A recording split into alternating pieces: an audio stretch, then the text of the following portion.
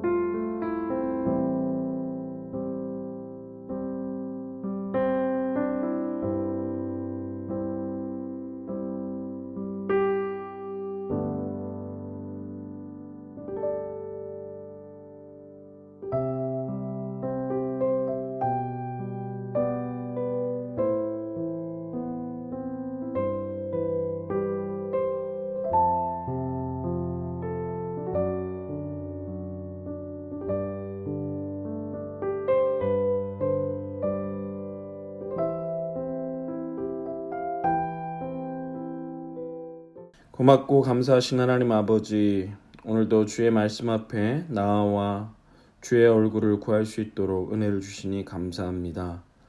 주님께서 저희들에게 날마다의 삶 가운데 하늘의 교훈을 내려주심으로 인해서 이 땅에서 승리할 수 있는 주님의 은혜가 있는 줄 믿습니다. 주님 계속해서 저희들의 삶에 동행하여 주시고 하나님의 크신 영광을 나타내어 주옵소서. 감사드리옵고 예수님 이름으로 간절히 기도하옵나이다. 아멘. 얼마 전에 끝난 올림픽을 통해서 전 세계인들이 다양한 종목에서 겨루고 다투는 모습을 볼 수 있었습니다. 어떤 종목에서는 월등한 기량으로 우승을 차지하는 나라가 있는 반면에 어떤 종목에서는 도저히 우열을 가릴 수 없을 정도로 비슷한 실력의 나라들이 있었습니다. 그럼에도 불구하고 분명한 것은 승자와 패자로 나뉘게 되었다는 점입니다. 오늘 우리가 함께 읽은 본문은요, 사사시대 가운데 하나님의 특별한 은혜와 섭리로 처음 여성 사사로 활약한 드보라의 노래가 등장을 합니다. 앞서 4장에서 다루었던 내용과 본문이 속한 5장에서 다루는 내용은 본질적으로 같은 것입니다. 하지만 한 사건에 대해서 4장에서는 역사적인 관점에서 나열을 했고 본문인 5장에서는 문학적 관점에서 다른 것이 다르다 할 수 있습니다. 사사로서 가나안 왕인 야빈을 멸하는데 앞장섰던 드보라와 바락이 부르는 노래를 통해서 우리는 하나님의 승리를 함께 찬양하는 그의 백성들의 기쁨과 감사를 발견할 수 있게 됩니다. 승리의 노래 속에 담긴 하나님의 역사를 우리가 함께 살펴보면서 주의 백성들로 우리 또한 이 세상 어두운 세력과 싸워 승리할 수 있는 우리 모두가 될 수 있기를 간절히 축원합니다. 먼저 하나님의 승리를 살펴볼 때 모든 것은 주님의 은혜로 말미암아 이루어졌음을 우리는 깨닫게 됩니다. 19절로부터 20절을 보시겠습니다. 왕들이 와서 싸울 때 가나안 왕들이 무기또 물가 다한악에서 싸웠으나 은을 탈취하지 못하였도다. 별들이 하늘에서부터 싸우되 그들이 다니는 길에서 시스라와 싸웠도다. 아멘.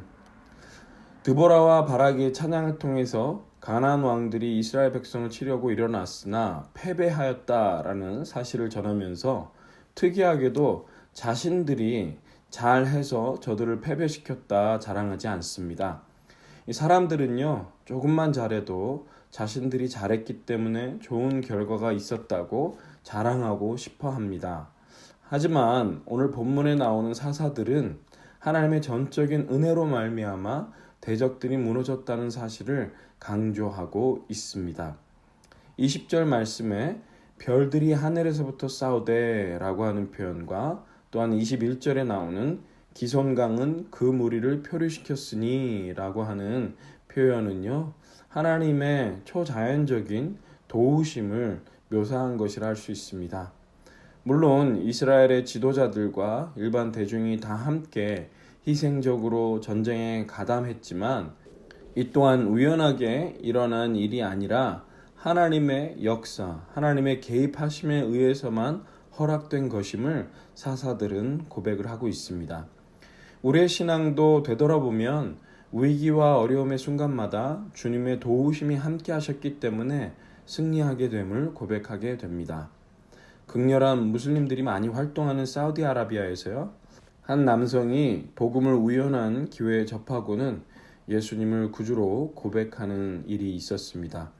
그러자 어제까지 친구로 친하게 지내던 사람들이 폭도로 변해서 이분을 죽이려고 호시탐탐 노리다가 그가 막다른 골목에 들어갔을 때 무기를 들고 성난 얼굴로 그를 죽이려 하였습니다. 그 순간 이 형제는 순교를 각오하고 마음속으로 기도하고 있는데 자신을 향해서 다가오던 과격 무슬림들이 갑자기 공포에 질린 얼굴로 무기를 내려놓고 혼비백산하여 도망가더라는 것입니다. 도대체 왜 그러나? 나중에 알고 보니까 저들이 찾아올 때 큰 칼을 든 천사가 그 형제를 옆에서 보호하면서 과격 무슬림들이 다가오면 바로 그 칼을 내려 꽂으려고 하는 모습이 그들 눈에 보였답니다. 그렇습니다. 하나님의 백성들은 하나님의 도우심과 개입하심에 의해서 승리하게 되는 줄 믿습니다. 다윗이 거대한 골리앗을 향해 나아가면서 의지했던 분이 바로 하나님입니다. 그때의 그 고백이 너무나 놀라운데요. 다음과 같습니다. 여호와의 구원하심이 칼과 창에 있지 아니함을 이 무리에게 알게 하리라. 전쟁은 여호와께 속한 것인즉 그가 너희를 우리 손에 넘기시리라. 아멘. 사무엘상 17장 47절에 나오는 말씀인데요. 이것은 전쟁터에 나아가 블레셋 골리앗을 맞서는 것은 자신이지만 하나님께서 모든 전쟁을 진두지휘하셔서 마침내 승리로 이끄실 것이다라는 확신 가운데 다윗이 고백한 것입니다. 우리 또한 우리가 이 땅에서 마주하는 어두운 세력과의 싸움 가운데 참된 승리의 비결은 오직 하나님, 그분의 은혜임을 깨달아 알아 주님께만 영광 돌릴 수 있기를 간절히 축원합니다. 또한 두 번째로 하나님의 승리는요, 인간의 순종으로 말미암아 이루어지게 됨을 오늘 본문을 통해서 증거하고 있습니다. 24절에 함께 보시겠습니다. 겐 사람 헤벨의 아내 야엘은 다른 여인들보다 복을 받을 것이니 장막에 있는 여인들보다 더욱 복을 받을 것이로다. 아멘. 여기서 등장하는 야엘은요, 가나안 왕 야빈과 이스라엘 사이에 중립을 취하고 있던 겐 민족 헤벨이라는 사람의 아내입니다. 그가 했던 일은요, 가나안의 군대를 통솔하는 장군이었던 시스라가 그의 처소에 들어와서 잠을 청하여 쉴 때 장막을 치는 망치로 그를 내려쳐 죽인 것입니다. 어찌 보면 상당히 의외라고 할 수 있는 일을 벌인 것입니다. 굳이 하지 않아도 되는 위치에 있던 사람이 굳이 살인까지 하는 일을 왜 했는가라는 궁금증이 일어나게 되는데요. 여기서 중요한 것은 야엘이 비록 여인의 몸이었지만 이스라엘의 전쟁에 하나님께서 부르신 자리를 통해서 가나안을 심판하는 도구로 적극적으로 순종하였다라는 것입니다. 그 일이 상당히 극적이었다라는 점은요, 시스라의 멸망을 마치 슬로우 모션 영상으로 묘사하듯이 3번에 걸쳐서 같은 단어를 반복해서 표현하는 것을 통해서 볼 수 있습니다. 27절 말씀 보시겠습니다.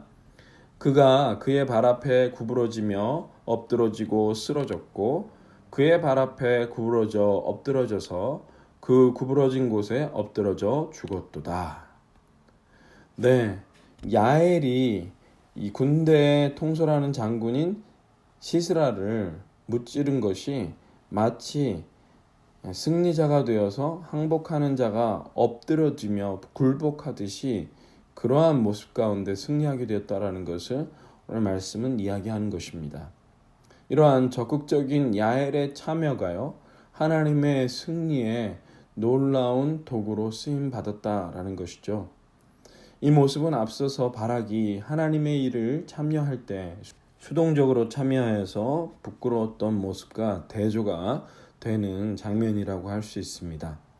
야엘의 적극적인 순종이 바락보다 앞선 전승 영웅의 영예를 차지하는 모습으로 귀결되었다는 점은 우리에게 시사하는 바가 큽니다. 하나님은 하나님의 승리를 만들어내시되 무엇보다 그의 일에 적극적으로 참여하며 순종하는 자들을 찾으십니다.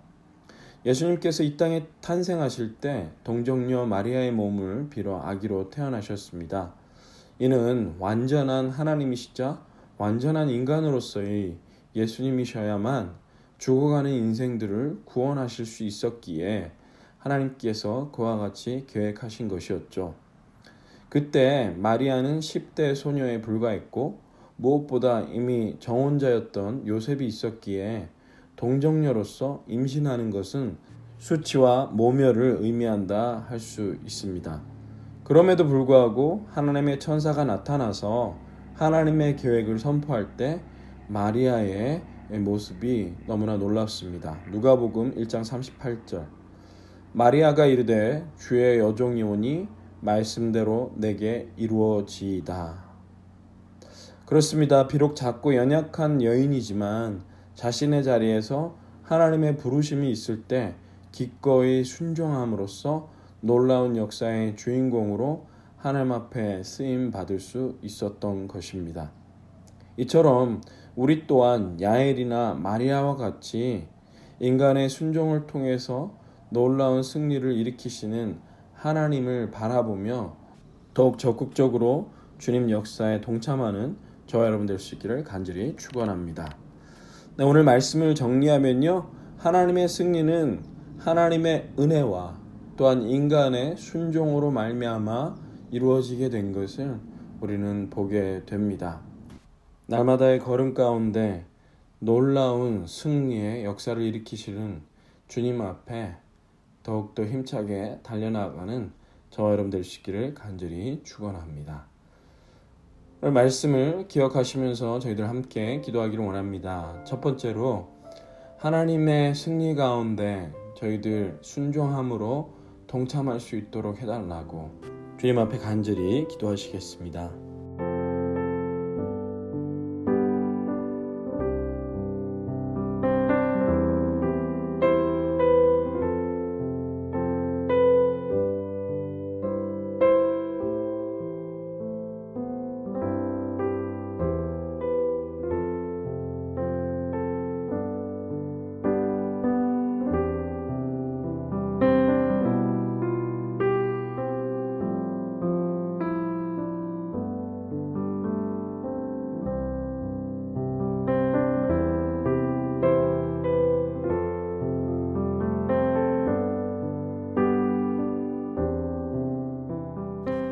두 번째로 우리 함께 기도하기 원하는 것은요, 주님의 백성된 한빛교회 성도들 모두가 세상의 어두운 세력과 맞서 싸워 승리하는 주님의 거룩한 역사를 만들어가는 주님의 몸된 교회 될 수 있도록 해달라고 함께 기도하시겠습니다.